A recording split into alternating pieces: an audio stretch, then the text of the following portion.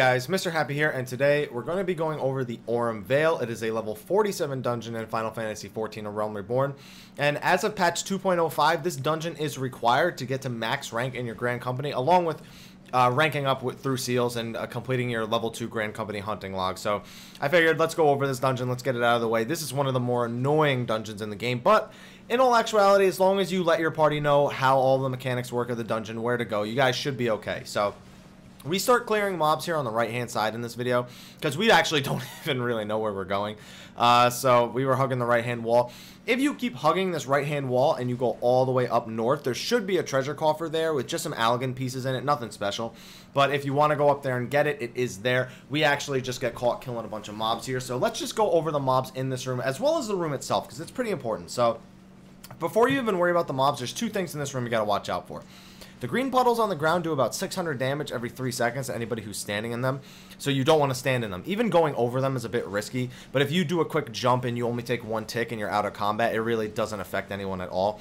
Also, these geysers, if you stand too close to them, they can knock you to the side, and that can knock you into the green goop. So you want to try and stand in places where there's minimal geyser problems and other problems. So as you can see, our tank very skillfully pulled us through that. I have no idea how we pulled that off. I swear we were going to aggro something. But now there's only a few types of mobs in this room. There's some wasps that go back and forth. They don't really do anything special. They don't even have the paralyzed tendril move that most wasps do. You have toadstools also don't seem to do anything. They don't do any AoE. They don't do any special moves. We didn't see anything. So that's just, they're just like the wasps. They don't do anything. There's also the fly traps in the area. They actually do, they're called lilies. And they just attack from a range. So the best way to do this, and this is how we decided to handle this part, our tank decided to pull them back initially, and then he said, you know what, let's just pull them into the boss room. So we pulled them into the boss room, and we're killing them right here, and we are already at the first boss. It's a really small dungeon at the earlier parts. The only other mob in there is the toads, and the toads seem to be a little bit different than most of your average toads. They do have labored leap, which is an AoE and melee range around them. They also have an AoE spit move that they can do on a random player, but they don't seem to have the sticky tongue, which actually pulls you in. So that's good. Just get past the first room of trash and you should be okay. So now basically what we're doing is we're preparing for the first boss. Now this boss, first and foremost, remember there's still green goop all over the ground. There's still these geysers that can knock you off. So just be sure to be careful about where you're standing. But you're going to see our position and you should be able to basically tell what kind of position you should use from that point on. So as you can see, I've marked 3 fruit around the room and there is a 4th unmarked fruit. So basically, there's a mechanic in this fight that's going to require you to eat these fruit, and we will show it to you when we get to it. When you get hit by that mechanic a few times, you're just going to need to eat this fruit to drop a debuff on you. We'll go more into detail about that. Just make sure before you start the fight that you assign people to each fruit so that no 2 people try to go to the same fruit and then one person ends up being fruitless or losing a lot of time on the boss. Because if you have to spend time running to fruits that aren't there, you can lose a lot of time on the boss here. And not that there's really any enrage mechanic part of this fight other than your own resources such as MP, TP, and HP. But it's just to make things go a little bit smoother and a little bit faster. Just assigning people fruit, letting them know the mechanics. And then, of course, we have to start the fight with our white mage pulling because, I mean, what kind of white mage would he be if he didn't just totally troll us after we're done explaining the fight? So here you go. Our tank is going to pull him into this position. Now, this position is not the greatest position, but for the tank, it works quite well. The tank doesn't have any sort of conal moves to dodge, so standing on that little narrow hallway right there in between the 2 green goops works well for us. So the first move that you see right there was actually Gold Lung. It was a giant AoE that gave us a debuff called Gold Lung. And whenever you get hit by this move twice, you're gonna keep getting a stacking debuff. The first time it hits you, it really hits you for almost nothing. Every time it hits you after that, it's gonna keep hitting you harder and harder until eventually it kills you in 1 hit. So what you're gonna want to do is every time you get to 2 stacks, as you're gonna see right here, you're gonna go and you're gonna right-click the fruit and you're gonna eat it. That's gonna drop all of the stacks off of you, and it's gonna reset to doing the minimum number of damage that it can do. So that's all you really have to do with the fruit and that mechanic. Healer really just needs to either throw a regen or an Adloquium, or you can even let Eos or Celine handle healing the party back up after Gold Dust. It really doesn't do anything. The other move that the boss does is called Gold Dust. He's going to spit at random parts of the room, and he's actually going to just do a lot of damage. Our tank got hit there and he didn't get any like extra stacks. Yeah, our tank didn't get hit. He didn't get any extra stacks or anything. So Gold Dust really just does some AoE damage. You just don't want to get hit by it. Just avoid it as best you can. And really, that's it for the whole first boss. He has a cone move also, but that really doesn't do anything. So basically, just always make sure that you're eating your fruit. I mean, your mother might have told you that when you were younger, but now it's pretty much the truth. Eat your fruit or you're going to die. Pretty much. So that's it. There's really nothing more to talk about in this encounter. So I'm just going to go quiet while we finish this encounter.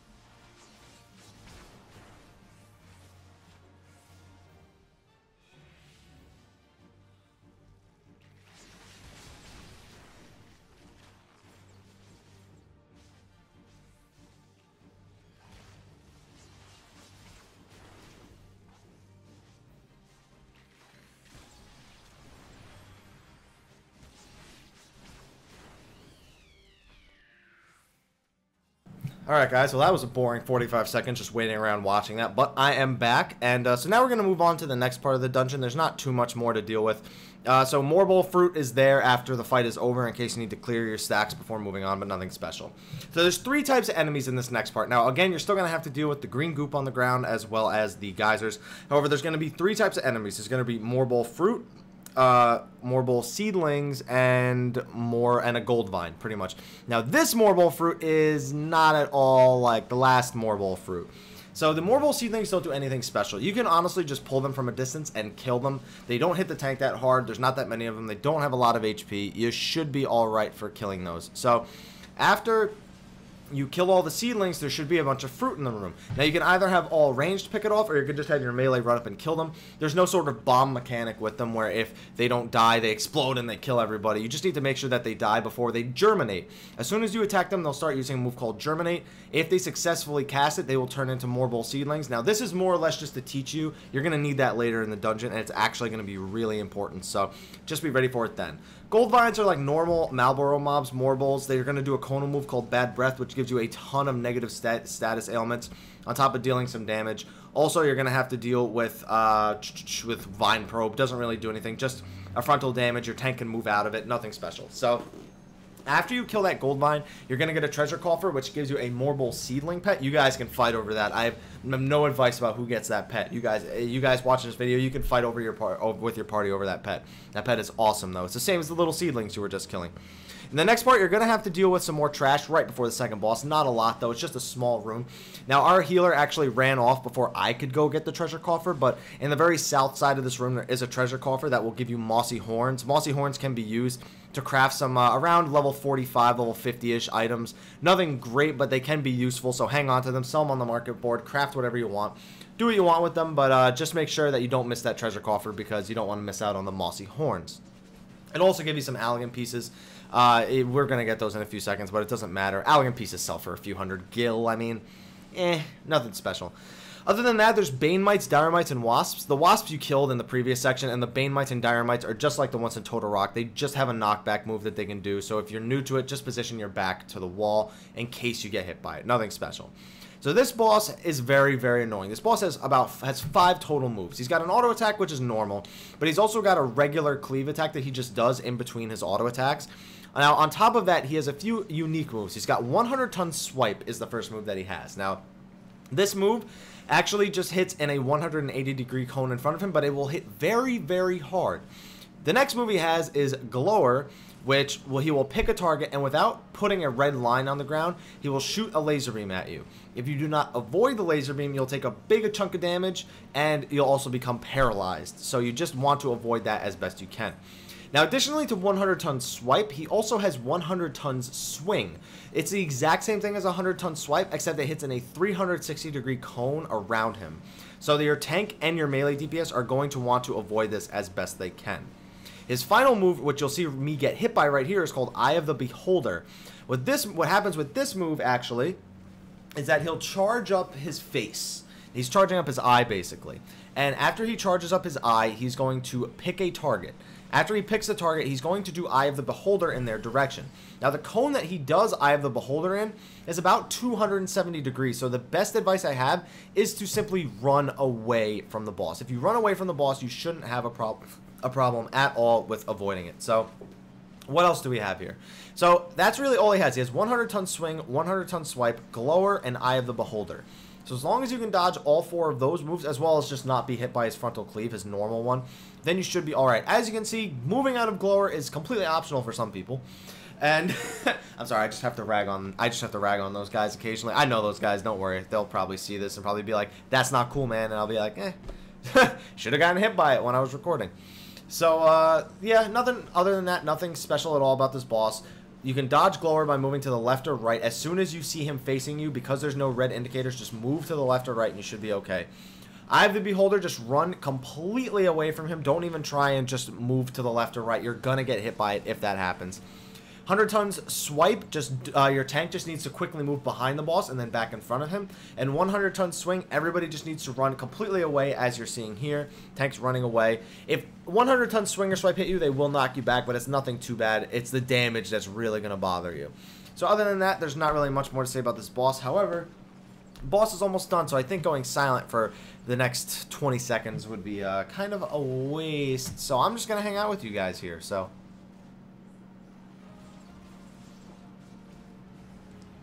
yeah, having fun, guys. Yep. Any day now. And there we go. And we're good. Okay, so that's it. That's the second boss of the dungeon. So now we're going to open these treasure coffers. I get some loot here because this is my alt. This isn't my main character. So we're just going to speed this back up again now. Big mistake. Make sure your tank goes a little bit slow there, because there's about 5 or 6 mobs that are going to aggro him. Yeah, we have 5 mobs on us right now. And there's also a peasant ghost mob that patrols back and forth. So you can also potentially get that mob. You don't want to deal with 6 of these mobs at the same time. They don't do anything special other than that knockback that the dire mites and the bane mites do. But you still don't want to have to deal with 5 or 6 mobs. So start at the end of the room. Pull the wasps first, or the poison peasants, whichever ones are closest to you that are not linked to all the bane mites and dire mites and all that. So you can just pull them separately. After that, pull the room with the bane mites and the dire mites. There should only be about 3 mobs at that point, so you should be okay. Also, in the far northeast side of the room, I'm going to grab this coffer right here. This coffer has Dodore wings. I don't know, that wasn't even a tongue twister. And these Dodore wings are used to make Dodore doublets, which can be used for crafters that don't feel like making the very crafter specific gear. So again, everybody trolling me while I'm recording, so everybody's just good friends trolling each other. That's how you make fun out of dungeons. We pulled a few poison peasants. There are a total of 2 that are going to patrol back and forth. One of them will patrol into the previous room. Another one will patrol back and forth in this part right here. There's also some more bane mites and some more dire mites, but nothing really that special. We're going to come up to another part here that was very similar to the Morbol fruit part earlier. As you can see, there's about 6 Morbol seedlings that you're going to have to pull right here. Again, they don't deal a lot of damage. Just pull them. You shouldn't really have any problems. So our tank is going to pull them any second now. There he goes. So he pulls them all and we AoE them down. Now there's a lot of groups of fruit in this next room. So that's what we're really going to have to talk about here. And I just hit level 50 on my ult. Yay. So there's fruit across. There's fruit even farther across. There's fruit to the left. There's fruit to the very right around the corner where the gold vine, as you can see right there, you're going to see me attack it right there on the very right. There's also a gold vine here that does do bad breath. Again, very much like the previous gold vine. Nothing special. Additionally, there's more fruit, a treasure coffer, and a gold vine down at the far end of the room. You're going to have to kill this gold vine in order to open up the room. So you're just going to have to deal with it. You might as well get the treasure coffer behind him while you're at it. So I'm going to pick off the rest of the fruit. One of these fruit is sometimes bugged, the one that's in the actual green goop. As you can see, even though I'm hitting it, it's not taking any damage. And the seedling actually doesn't take any damage until it moves out of the pit. And that's it. Now our tank had to go AFK here, so I'm gonna quickly cut to the next section from when he comes back. So there we go, right there. So now we're fighting the other gold vine. As you can see, we took out the fruit, and there's a treasure coffer right behind him. I'm gonna grab it right in a second and tell you what's inside of it. There was a ethereal cobalt plate belt, so you can get, so that always has accessories and like accessories, belts, rings, necklaces. It always has a pink grade item like that. So if you're trying to get gear from there, you're definitely going to want to open that chest. But you're going to want to open that chest anyway, really, because it's right there. Just grab it. You know, there's no reason not to grab it, even if unless nobody in your group, absolutely nobody needs gear, just somebody will grab it, so don't worry about it. And this is the last trash mob pack right before the last boss. It's 2 Bane Mites, 2 Dire Mites, nothing you haven't dealt with before. It's just 4 mobs instead of 3, nothing special at all. It's especially nothing new if you pulled all 5 of those mobs in one of the previous rooms, so it should be alright here. So the next boss makes use of every mechanic that has really been in this dungeon thus far, other than the knockback mechanic that these Bane Mites have been using. So you're going to have to deal with a few things. I'm going to wait till after we actually kill this trash so I can get to the boss. I'll slow the video down when we actually get to the boss room. That way, you know, we can actually, you know, do the boss. So, alright, so we're running into the boss room right here. This is the boss room. That's it. So, the boss actually has 8 fruit around the room. Now, unlike the Morbol fruit from the first boss, this fruit has a much longer respawn time. So, you're going to want to play this one a little bit more carefully. Now, the way to do this is you're going to have to eat the fruit again. There's going to be the exact same type of mechanic as the first boss where people will get stacks and they're going to have to eat fruit. It won't be named the same, though. It should be called Burrow, should be the move that you have to deal with, as well as another move that he's called Hooked Burrs. So the debuff should be called Burrs. Basically, what's going to happen is he's going to do that same AoE. He's going to have a charge up time for it called Burrow, and he's going to give 1 stack of the debuff to everybody. Also, he's going to pick random people with Hooked Burrs. Hooked Burrs will give you an extra stack. So basically, there are going to be people with uneven numbers of stacks. So there's really no point in marking all of the fruit. Just make sure when you get 3 stacks that you're ready to move and hit the fruit. So you're going to, as I said, you're going to want to wait now until 3 stacks to eat the fruit instead of 2. This is because the fruit has an extremely long respawn time, so it's just not optimal to eat a fruit as soon as you have 2 stacks. It's just not optimal. So other than that, this boss has things that the Gold Vines does. He has the Vine Probe move, and he also has Bad Breath. You're not going to want to get hit by Bad Breath at all. It is just a horrible, horrible situation if you do. So you really can't avoid this move right here, Vine Probe, unless you're already kiting him. It happens way too fast for you to get out of the way of it. So don't really worry about avoiding it. Just take the damage. It doesn't really deal that much, and have your healers heal it up. So as you saw, there was Burrow, and now he's doing Hooked Burrs onto the healer. So the healer now has 2 stacks, which means if he gets hit by Burrow now, he's going to take significantly more damage than everybody else. So as you can see here, he's just doing his moves. He should do another Hooked Burr or Burrow. So he's doing Hooked Burr on the healer again. Now the healer has 3 stacks, and now he's going to do Burrow right afterwards. So the healer really needs to get over and eat a fruit immediately so he doesn't get hit with a 3-stack Burrow. This will do a lot of damage if you get hit by something like that. So other than that, this is all you're really going to have to deal with until about 50%. At 50%, the boss is going to pick one of 2 locations around the room, and he's going to visit there, as you'll see in a few seconds here when he does hit 50%, and that's when it'll be easiest to explain it. So any day now, you're going to hit 50%, and you're going to do what I asked you to do using Hooked Burrs on me. It's just like a walkthrough of this, basically, like a play. Here it is. So at 50%, he's going to walk to one of 2 spots in the room. This is one of them. The other one is in the westmost corner, and he's going to do a move called Sow. When he does this move, he's going to summon 6 Morbol fruits and then immediately go back to doing whatever he does. Bad Breath, Burrows, all the normal moves that he does, Vine Probe, all that stuff. He's going to go back to doing it. And if you don't kill those 6 Morbol fruits that spawn before they die, just like with the other ones, they will germinate. If they germinate, they'll spawn Morbol seedlings. Now, unlike the Morbol seedlings from the previous parts, these Morbol seedlings are horrible to deal with. They don't have a lot of health, yes. They do draw attention away from the boss and prolong the fight, however, but not only that, every time they land an auto attack, you will gain a stack of burrs, which means that this stacking debuff thing quickly gets out of hand if any of the Morbol fruit don't survive. So your melee DPS, your tank, even your healers should try and lend a hand if they can. Healers with Holy or moves like Try Disaster are really useful. Miasma 2 is also extremely useful on this. Anything at all to help kill them as quickly as possible. If you're a bard, use Rain of Death. Other than that, just keep track of the 3 stacks that you have for the burrs, or make sure that you eat a fruit every time you do get 3 stacks, and you should be okay.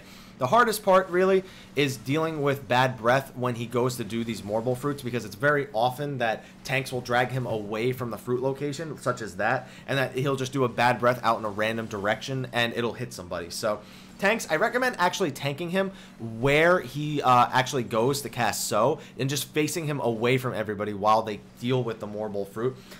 That way you don't have to worry about people running all over the place and getting hit by it. Just make sure as a DPS or a healer that you're behind wherever the tank is facing. That way you don't have to deal with any risks of being hit by bad breath or a vine probe or something like that. Just make sure you're not taking unnecessary amounts of damage. Anyway, guys, I hope this video guide was useful. If it was, please like, favorite, subscribe, and share for more Final Fantasy XIV information. Also, feel free to follow me on Facebook and Twitter. Facebook and Twitter, I like to give people updates and post my newest videos there, so you can always keep up to date by following me on those two locations. It's also much easier to reach me through those. I have a hard time getting back to people through YouTube just because of the whole Google Plus integration. It's just not optimized, guys. So just if you can, try and get to me on Facebook or Twitter. Also, feel free to follow me on Twitch. I stream on Sundays and Wednesdays. I'm going to be updating that on my Twitch channel soon, so people know that. I also do like to stream on other days occasionally, but nothing too crazy. Just if you want to stop by, Final Fantasy XIV, Kingdom Hearts, whatever's out at the time, really. Just going to be playing a bunch of different games, guys. But anyway, guys, thank you for coming by. Thank you for watching. Hopefully this guide helps you, and until next time, take care.